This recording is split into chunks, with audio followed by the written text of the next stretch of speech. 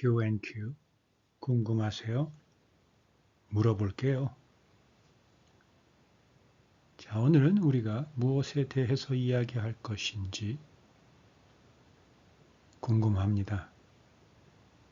저도 궁금합니다. 여러분이야 제목을 보시고 들어오셨으니까 아시겠죠? 물론 저는 이 컨텐츠를 만든 사람이니까 제목 알죠. 그런데 정말 내용이 궁금합니다. 여러분 아시나요? 저는 원고가 없습니다. 네, 그래서 많이 서툽니다. 때론 사투리도 나오고 버벅거립니다. 우리가 일상에 쓰는 단어들, 사실 컨텐츠를 제작을 한다고 하기에는 정말 부끄러운 사람이지만 그래도 꾸준하게 성실하게 제작하고 있습니다. 오늘 우리가 다루는 내용 같은 질문이 나오면 참 당황스럽습니다. 그리고 어떻게 전개가 될지 정말 기대가 됩니다. 자, 함께 시작해 보시죠. 네, 오늘 제목은 어떻게 사랑하랴입니다. 여러분, 우리 모두 사랑이란 단어는 모르는 사람이 없습니다. 사랑, 사랑해, 사랑해, 사랑해. 네. 참, 너무나 잘 알겠는 이 사랑이라는 단어가 막상 대상이 생기고 우리의 삶 속에서 어떤 상황 앞에 놓이게 되면 이 사랑이라는 거 참 어렵습니다. 남녀 간의 사랑, 부모 간의 사랑, 형제 간의 사랑, 친구 간의, 동료 간의, 이웃 간의, 원수지 간의 네, 이 사랑 쉽지 않습니다. 어떻게 사랑하면 좋겠습니까? 여러분 남녀 간의 그 뜨거운 사랑 정말 좋습니까? 뜨겁죠? 뜨겁습니다. 뜨거워요. 그래서 뜨겁다니까요. 뒤어요. 아파요. 끓어요. 미치겠습니다.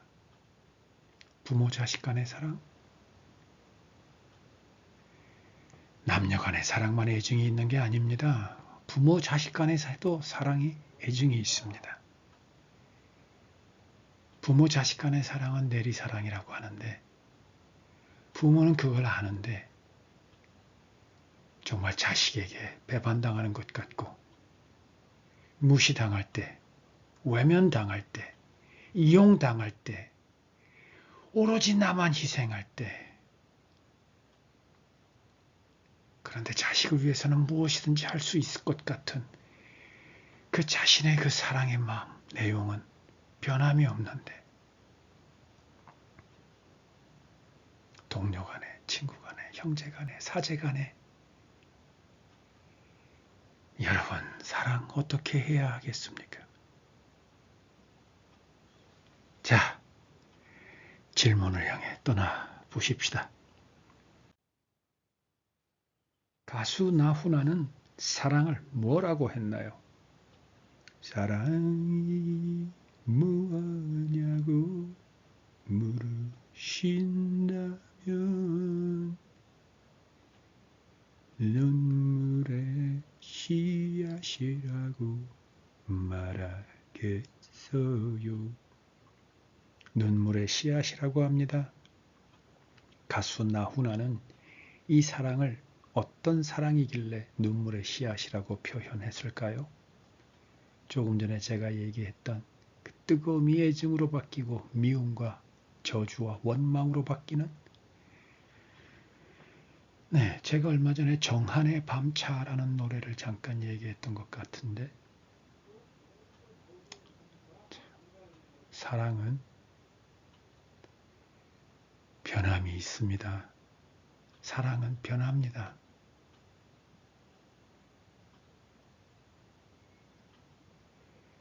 그 나훈아가 이야기했던 눈물의 씨앗, 그 사랑이라는 정의, 여러분은 어떻게 생각하세요? 너무나 절묘하게 맞은 단어, 가사 아닌가요? 어떠한 종류의 사랑이든 이 눈물이 없는 사랑은 없습니다.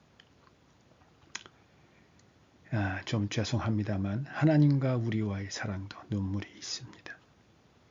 그곳에는 피가 있습니다. 살이 있습니다. 죽음이 있습니다. 배신이 있고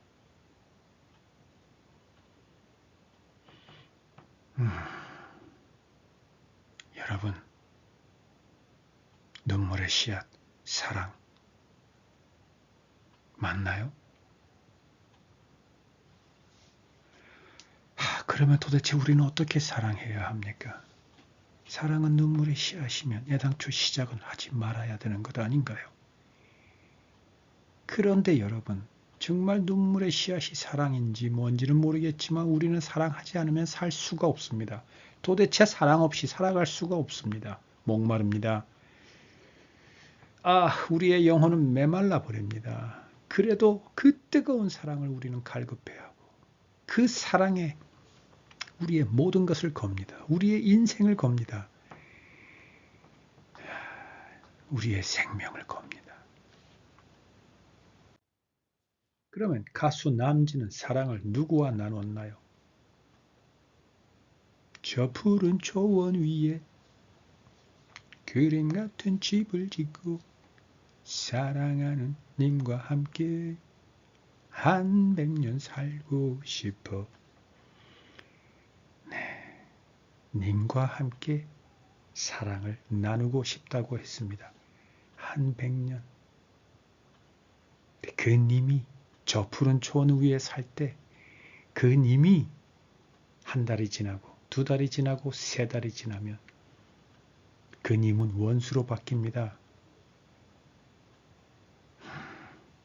그 님의 눈빛은 너무나 차가워지고 그 님의 입술은 나를 향한 욕설로 가득 차버립니다. 뭘 먹고 살아야 될 것 아니에요. 무엇을 입어야 되고 자야 될 것 아니에요. 저 푸른 초원 위에 하루 종일 한 달 내내 있을 수 없는 것 아니에요. 여러분, 그 님만 있으면 될 것 같은 그 사랑, 내가 존경하는 스승, 정말 평생 나와 의를 함께 나눌 나의 친구, 나와 피를 나는 나의 형제, 자매, 심지어 나의 사랑, 애인, 부모, 자식, 정말 그 사람만 있으면 되나요? 그 사람만 있다면 저 푸른 초원 단 둘이만 있어도 되나요? 1박 2일 정도? 나머지 한 100년 중에 1박 2일 빼고 나머지는 어떡할 건데요?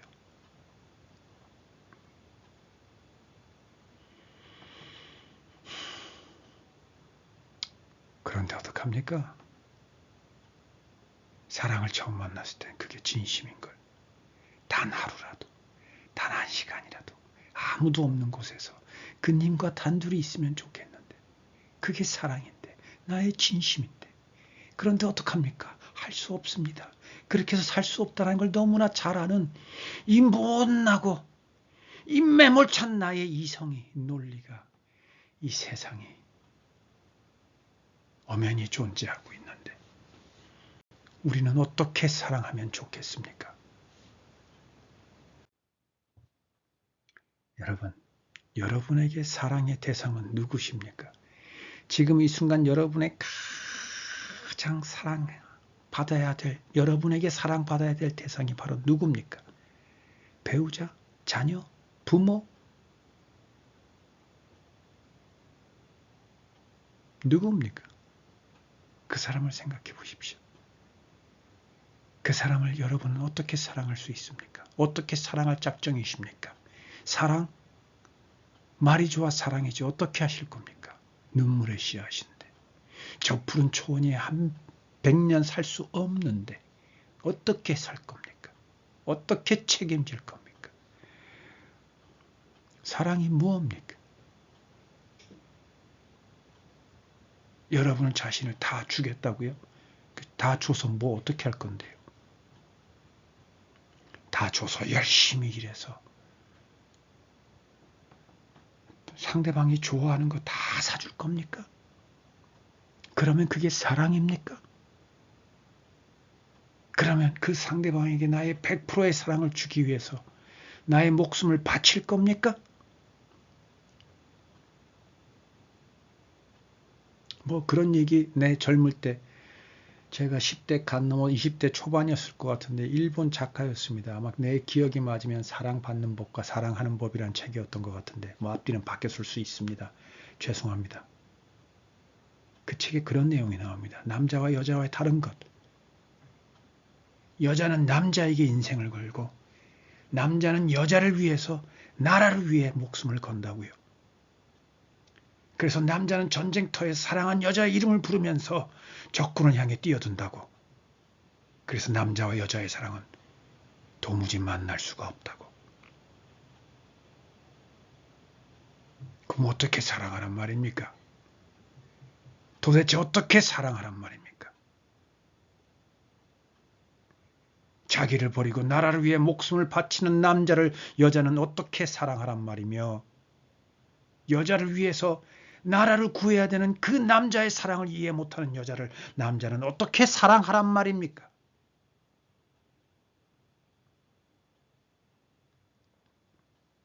우리만의 사랑은 그렇다고 치십시다. 나 같은 죄인 살리겠다고 자기 아들 보내서 십자가에 매다는 그 하나님 아버지의 사랑은 도대체 어떤 사랑입니까? 그것을 이제야 들어서 알겠다고. 나도 그런 예수님을 닮겠다고. 내 인생 다 버리고 하나님의 자녀, 하나님의 청지기가 되겠다고 나선 목회자, 선교사, 전도사, 많은 사역자들의 사랑은 도대체 누가 어떻게 이해하고 그들을 어떻게 사랑하란 말입니까? 그들의 배우자는, 그들의 자녀들은 그의 남편을, 그의 아내를, 그의 부모를 어떻게 이해하란 말입니까? 자기는 굶고 배고프고 힘들고 삶이 너무나 고통스러운데. 그리고 그것을 그렇게 하도록 만든 하나님 아버지를 어떻게 자기가 믿는 것처럼 믿으라고 강요하란 말입니까? 내 남편, 내 아버지, 내 어머니를 하나님께 뺏겼는데 그들은 나에게 하나님을 섬기라고 합니다. 그게 도대체 말이 됩니까? 어떻게 사랑하란 말입니까, 여러분? 여러분에게 사랑의 대상은 누굽니까? 여러분 그 사람을 사랑할 수 있겠습니까? 그런데 여러분 하나 물읍시다. 그 사람을 사랑하지 않을 수 있습니까? 그 사랑하는 대상을 사랑하지 않을 수 있냐고요? 없잖아요. 그러면 도대체 어떻게 사랑하란 말입니까? 저도 모르겠습니다. 북에 사랑하는 남편이 있는 남한에 살고 있는 한 아내에게 사랑이란 도대체 어떤 걸까요? 여러분은 아시나요? 제가 매주 월요일 날 자원봉사 사역을 하고 있다는 것. 같이 사역하는 분들 중에 탈북하신 목회자분이 계십니다. 이번 주는 그분하고 같이 지하철을 타고 1시간 반을 집으로 돌아오는 길에 함께 있을 수 있었습니다. 그 목사님께서 알고 계시는 한 탈북 여인에 대해서 이야기를 잠깐 해주었습니다. 다른 긴 얘기는 없었습니다. 자기가 알고 있는 탈북 여성은 북에 있을 때 너무나 서로 사랑하고 애틋한 남편이 있습니다. 네. 그 부인은 혼자 탈북해야 했습니다. 아이 때문에 아이를 데리고. 그리고 성공해서 지금 남한에 살고 있습니다. 남편을 너무나 보고 싶어 한답니다. 그렇게 사랑하는 남편 얼굴이 항상 눈에 아른거린다고 합니다. 그런데 여러분, 그 여인은 남한에 와서 자기 자식을 위해서 남한에서 또 한 남자와 결혼을 했습니다. 그리고 그 남자와도 아이를 낳았습니다. 남한에서 결혼한 그 남편은 자기 아내가 북에 놓고 온 남편을 그리워하고 사모하고 아직도 보고 싶어 한다는 것을 압니다.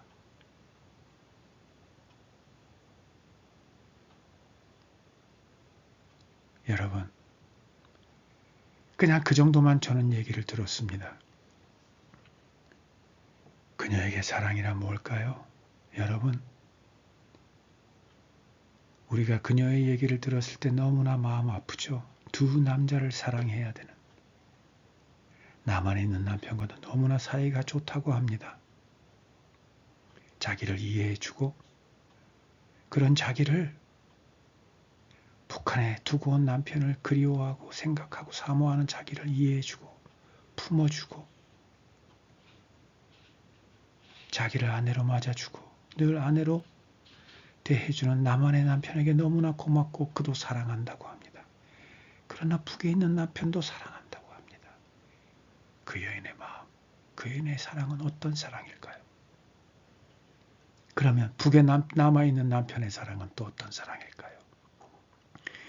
부인이 그 정도인데 자기 부인과 사랑하는 자식을 위해서 부인과 자식을 국경 넘어 중국으로 남한으로 보내야 했던 남편은 그리고 보낸 후 그 남편은 모진 고통과 모진 시련과 노동을 다 스스로 혼자 감내해야 합니다. 이제 편하게 중국으로 넘어가고 남한에 가서 편안하게 살 아내와 자식을 생각하면서 그 남편은 지금도 노동에 시달리고 있습니다. 그러나 그 남편에게 부인과 자식이 얼마나 보고 싶겠습니까? 그 보고 싶은 힘으로 아마 그 남편은 지금도 열심히 일하고 있을 겁니다. 남한에서 행복하게 살고 있는 아내와 자식을 떠올리면서 그 남편에게 사랑은 뭘까요? 그리고 남한에 있는 남편에게 사랑은 또 뭘까요? 그 남한에서 그 여인과 북에 있는 남편과 여인이 데려온 자녀를 모두 사랑으로 부둥켜 안고 살고 있는 남한의 그 남편에게 사랑은 도대체 어떤 걸까요? 이것뿐인가요? 북에서 엄마와 함께 내려온 그 자녀에게 사랑은 그리고 남한의 남편과 결혼해 새로 태어난 그 남한의 자녀에게 사랑은 도대체 어떤 걸까요? 여러분, 우리가 살고 있는 주변에 도대체 어떻게 사랑하랴라는 질문을 끊임없이 해대는 사람들이 너무나 많습니다.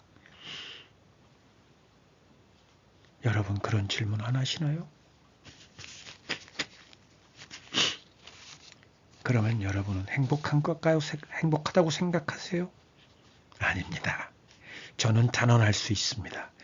여러분, 그런 질문 한번 던져보지 않고 그런 고민 안 해보셨다면 여러분 이 세상에서 꽤 불행한 사람 중에 한 명입니다. 왜냐하면 사랑의 한복판에 던져지지 못했기 때문입니다. 그래도 사랑은 우리를 살아있게 하고 우리의 존재의 의미를 찾아줍니다. 우리를 설사 불구덩이에 던져놓는다 하더라도 우리를 헤어짐의 고통에 사모함에 그 안타까움의 구렁텅이에 빠뜨린다 하더라도 우리는 사랑 없이 살 수 없습니다. 왜냐하면 우리를 만든 존재, 하나님이 당신의 모양과 형상대로 당신의 사랑, 그 사랑의 모양과 형상대로 우리를 만드셨기 때문입니다. 우리의 피엔 뜨거운 사랑이 흐르고 있습니다.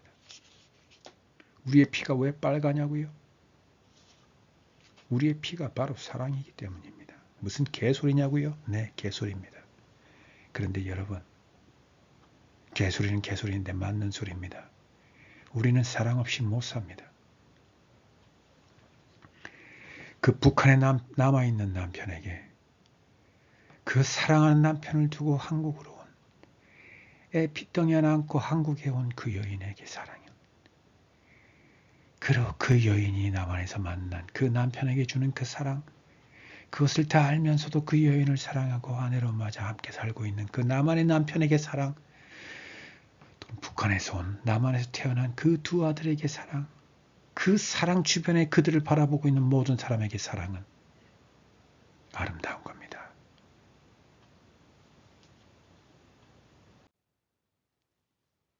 여러분 조 마리아 여사를 아시나요? 아, 하는 분도 계실 겁니다. 왜? 하는 분도 계실 거고. 안중근 의사라고 하면 모르는 사람이 없습니다. 대한민국 사람이라면 안중근 의사를 모르는 사람은 없습니다.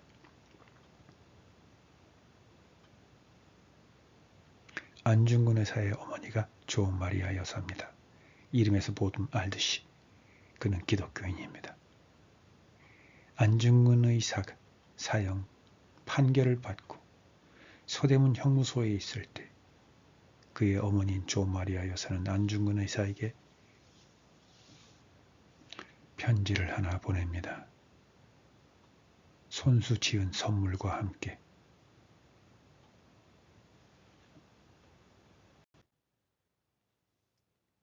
얘가 만약 늙은 어미보다 먼저 죽는 것을 불효라 생각한다면 이 어미는 웃음거리가 될 것이다. 너의 죽음은 너 한 사람 것이 아니라 조선인 전체의 공분을 짊어지고 있는 것이다. 내가 항소를 한다면 그것은 일제의 목숨을 구걸하는 짓이다. 네가 나라를 위해 이에 이른즉 딴 맘 먹지 말고 죽으라. 옳은 일을 하고 받은 형이니 비겁하게 삶을 구하지 말고 대의에 죽는 것이 어미에 대한 효도이다. 아마도 이 편지가 이 어미가 너에게 쓰는 마지막 편지가 될 것이다. 여기에 너의 수의를 지어 보내니 이 옷을 입고 가거라. 어미는 현세에서 너와 재회하기를 기대치 않으니 다음 세상에는 반드시 선량한 천부의 아들이 되어 이 세상에 나오너라. 이 어미의 사랑은 어떤 사랑일까요? 그리고 이 편지를 받은 안중근 의사, 어머니가 고이 지어보낸 수의를 입고 마지막 형장으로 간 안중근 의사의 사랑은 어떤 사랑입니까? 여러분, 우리가 어떻게 사랑해야 합니까? 쪽팔리지 말게 사랑하십시다. 애인을 사랑하든 부모를 사랑하든 자식을 사랑하든 형제를 사랑하든 친구를 사랑하든 이웃을 사랑하든 동료를 사랑하든 원수를 사랑하든 하나님을 사랑하든 예수님을 사랑하든 누구를 사랑하든 심지어 나를 사랑하든 쪽팔리지 않게 하십시다. 사랑을 위해 이렇게 많은 사람이 죽었고 이렇게 많은 사람이 지금도 눈물을 흘리고 이렇게 많은 사람이 지금도 사랑하는 사람을 위해서 자기의 삶을 내어놓습니다. 2025년 대한민국 국민으로 사는 여러분, 2025년 하나님의 자녀로 살고 있는 여러분, 2025년 인간이라는 그 존엄한 가치를 어깨에 짊어지고 사는 여러분, 사랑 똑바로 하십시다. 어떻게 해야 하는지는 모르겠습니다. 그러나 내 것 다 버리고 폼나게 간지나게 쪽팔리지 않게 사랑하십시다. 사랑의 의미가 뭡니까? 모르겠습니다. 여러분도 사랑의 의미에 대해서 한번 고민해 보십시오. 답을 찾으십시오. 그 답을 붙드십시오. 그게 예수님이든 하나님이든 내 아내든 내 남편이든 내 새끼든 내 애비든 애미든 누구든 좋습니다.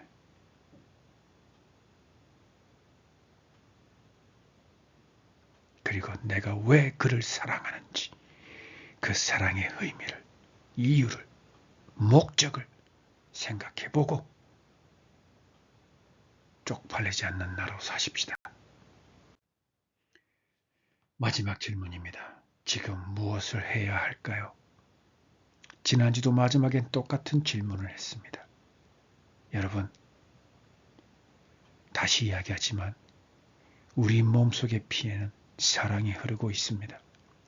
우리는 사랑 없이 못 삽니다. 그러면 이제 우리는 뭘 해야 되겠습니까? 사랑을 해야 되겠습니까? 어떻게 사랑하겠습니까? 여러분 그 답 찾으십시오. 꼭 붙드십시오. 그리고 뜨겁게 여러분의 모든 삶을 다 바쳐서 사랑하십시오. 저도 여러분에게, 여러분 속에 동참하겠습니다. 다음 회의에 뵙겠습니다.